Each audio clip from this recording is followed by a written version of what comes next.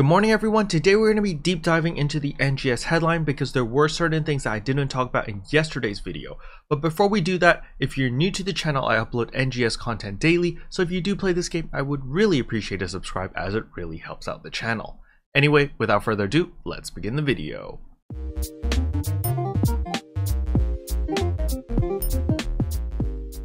So the first thing I want to talk about is of course a short PSA, just reminding everyone that your points have reset so you can farm another 150,000 event currency if you choose to do so, as well as your weeklies have also reset, as you can see over here at tasks at weekly. So again, you can get your 2 special scratch tickets as well as another 20,000 seasonal points over here, and also the mission pass. If you haven't completed it, you do need to complete it before November 10th or else you'll be missing out on some goodies. Also, don't forget there is a limited time mission that will also end on November 10th, which will reward you up to 130 star gems, so don't miss out on that as well. Alright, with those things out of the way, we can jump straight back into the NGS headline. So in yesterday's video, I just touched on the new skills that we're getting with the level 35 cap. However, there's something that a lot of people are a little bit afraid of, and they think that, oh, with the level 35 cap, we're only getting one new skill per class.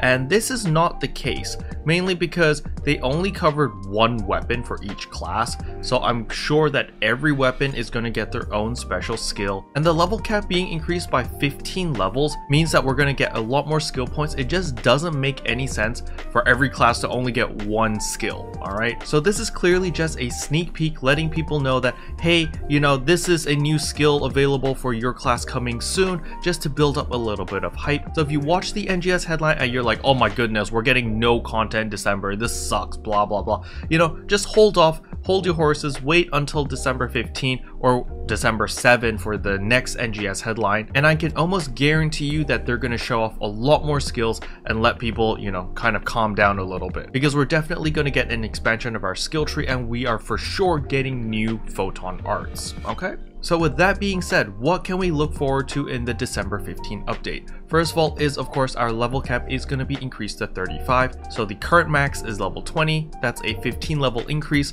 So that will keep us busy, give us a little bit of content. Another thing that was interesting was they showed the characters leveling up in the old areas in Alio instead of Retim. So this gives me a little bit of hopeful thinking that, hey, maybe they're going to implement, you know, rank 3 and rank 4 zones in the current combat zones, you know, in Mount Magnus, Labs, as well as Rezel Forest, so that it gives people a little bit more incentive to come back to these areas to farm. And maybe with the rank 3s and the rank 4s, they're going to drop different rarity items, because obviously you don't want to be farming for 4-star rarity items when, you know, you can get 5 or 6-star rarities in the Retim areas, right? So I'm pretty sure that if they do implement rank 3 or rank 4 into the combat zones in Alio, they're also going to adjust the loot drop accordingly. But now let's talk about the new skills for each class. So first of all, they showed off the new Hunter class skill, which is the Sword Arts Charge Avengers. So this basically means when you're charging a PA and you get hit in the middle of a charge, you're automatically going to do a counter or do the Charge Avengers. So some people are pretty unhappy about this because it makes things easier. Yeah, I understand where they're coming from. It's taking away some skill level. It's making the Hunter a much easier class, very accessible, very easy to play, right? I personally don't see that big of a problem with it, but then again, you know, I like the game to be simple, but for those who are looking for a challenge, this definitely is a step down. But on the bright side, maybe you can just not take a point in this on the skill tree and maybe it'll just fix the problem, because then it won't auto counter. So, you know, this is controversial. People are on the fence about this. Some love it, some hate it. Next up is the new fighter class skill, Dagger Spin Axle. So this is just like the dagger acceleration or something. It's like a gap closer or like a movement ability while you're in the air. It simply lets you just move faster, do a couple slashy attacks. It kind of reminds me of the Monster Hunter twin dagger thingies. You know, when you like down an enemy and you do that spinning attack across the entire body of the monster and it's super satisfying. It kind of reminds me of that, but it's not exactly that skill. It's not that flashy, but nevertheless, it's another movement ability, so I'm sure some fighters will like it.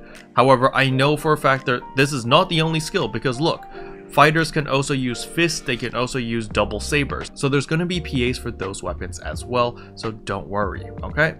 Next one they show off is the new Ranger class skill, Spread Shot Wide Range. This is pretty cool. It's literally just like a shotgun effect. They just increase the range so that you can hit multiple targets, which is super duper nice. Next skill they showed off is the Gunner class skill, Rising Drive. This is basically after you do a weapon action, so when you dodge an attack and you use an auto attack, you can start flying upwards in order to increase your elevation. So this gives the gunner a little bit more mobility while in the air, which is pretty nice, and I quite like the animations. It looks very, very flashy. Next up is the Force with Technique Domination. So Technique Domination literally just lets you do more down damage. So when the enemy is down or when the boss is down, the problem that a lot of Force players have right now is after you freeze the enemy or elemental down or physical down or whatever, you don't have the ability to do a huge burst.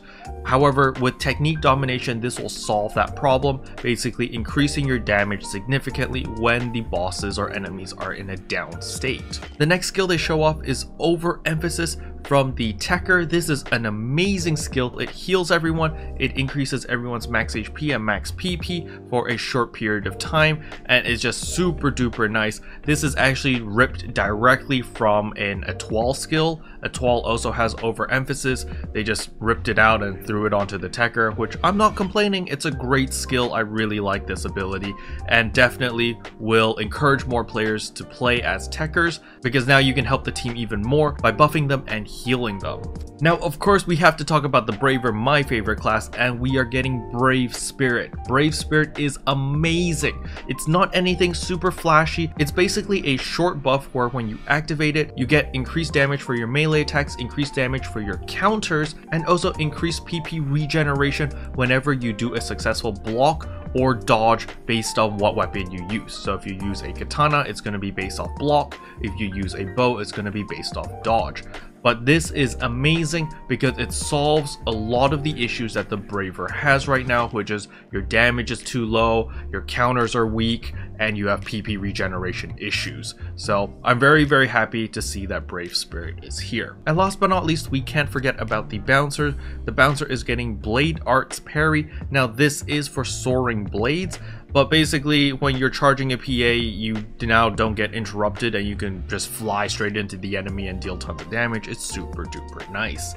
The next thing I want to point out is, of course, the new Trainia areas. So these are going to be the new cocoons. So with the introduction of Retum, we will get new cocoons. And since this is how we get our skill points, I wouldn't be surprised if we get another 8 to 10 new cocoons and towers and challenges and stuff like that, which will probably teach us about new mechanics that we have to deal with in Retum. Next up are the new elements. Now I did touch on this on yesterday's video, but we are getting wind, light, and dark. So after watching the video several times over to understand everything, first of all is every new technique that we're getting here, we get 2 different spells. So for wind techniques, we get Zan and Gizan, and then for light, we get Grants and Gigrants, and for the dark techniques, we get Megid and Gimegid. However, on top of that, through the skill trees, we can also get these special abilities such as Zangale, Grant's Glitter, as well as Megid's Sphere, which are really, really nice. So I'm going to talk about the light one because this one's my favorite. Basically, as you're spamming light techniques on an enemy, after a while you'll proc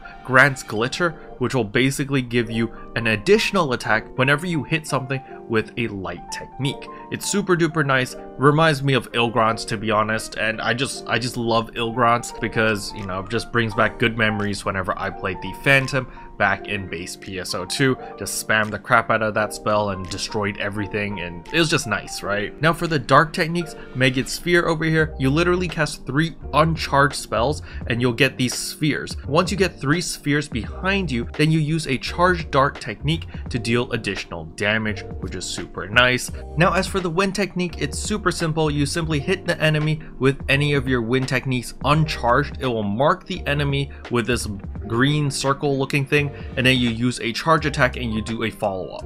It's super simple. However, there are different variations depending on which technique you use the charge attack with. Now we get to talk about the title system. I did not talk about this in yesterday's video. I just totally forgot about it.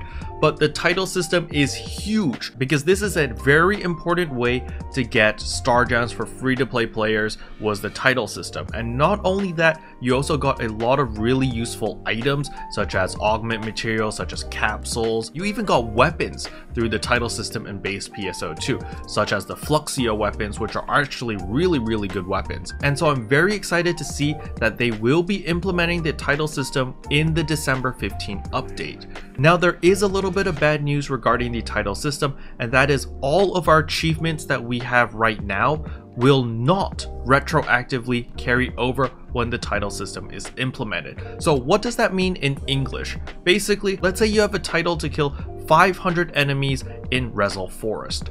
So even though we've played the game for 6 months already and we've clearly killed more than 500 enemies in Rezel Forest, well, when the title system gets implemented, you're gonna have to do that again. So even though you've killed like 500,000 mobs in Rezel Forest, none of those kills are gonna count until December 15 when the title system gets implemented, and only when the title system gets implemented does the counter start ticking. Alright, so basically you cannot pre-farm, pre-do everything now so that when the title system kicks in, you just get a bunch of star gems. You cannot do that.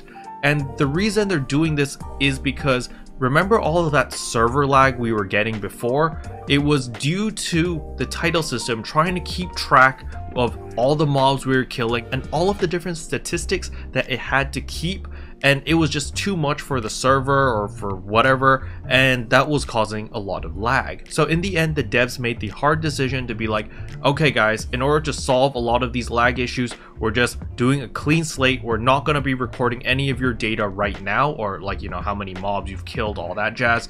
And when the title system comes in, then it starts recording. And it did solve the lag to some extent. However, I know some people are still lagging here and there. However, we will address that very soon in the operation report section. But that is their explanation on why all of our titles are going to start on December 15 and why they had to delay the entire system until December instead of its original release, which was like in October, I believe. Alright, next up is the operation report. So Hero over here answers a lot of questions, and we also get confirmation that Hero is the one that actually picks these questions to direct it to the development team. So we represent the global side of the PSO2 community. We direct our questions to the live ops team, and the live ops team will pick the most commonly asked questions and give the list to Hero, which then Hero will choose what questions he thinks is most suitable for the NGS headline. So that is the pipeline on how things work. So if we have any questions or any concerns or things that we want answered, make sure to send a support ticket or just add them on Twitter and let them know that, hey, we really want to know the answer of this question, so forth and so on. Alright, so the first question we got was,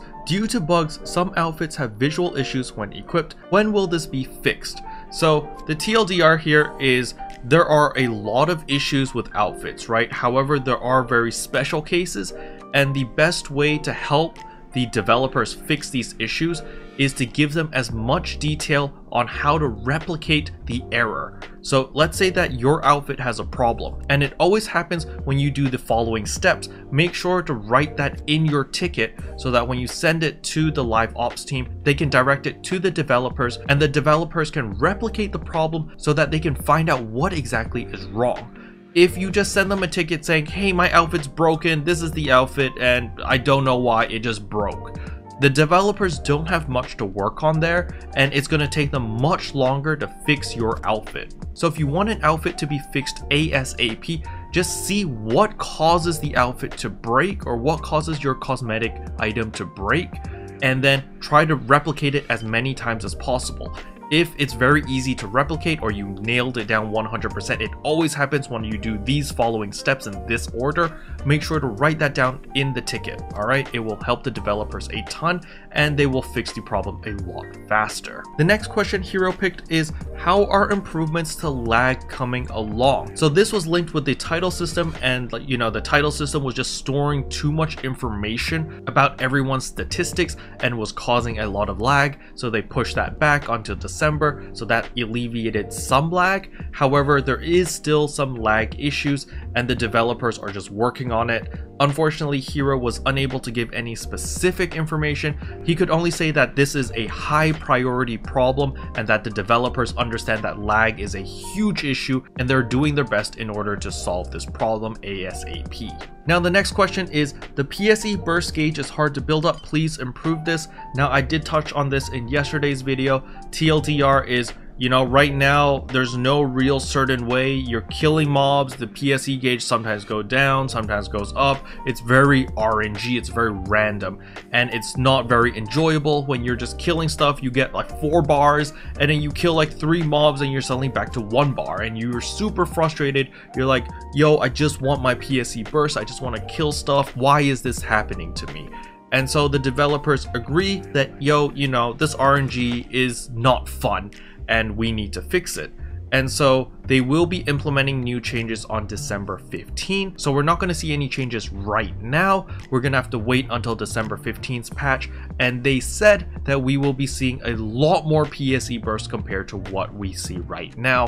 What I'm assuming is they're probably going to lower the percentage of dropping a bar. They're probably going to be like, yo, when you kill a mob, there's like 75% chance that the bar will increase and a 25% chance of the bar decreasing. Instead of now, I feel like it's like 50-50. But either way, we're gonna have to wait until December 15 to see what exactly the change is. The next question Hero chose was, please include all of the urgent quests in the schedule when you have pre-announced urgent quests. So this really caught me off guard. So according to Hero and the development team, it was split 50-50. Remember that questionnaire we got where we can say that, hey, we really like the schedule, you know, please keep the schedule.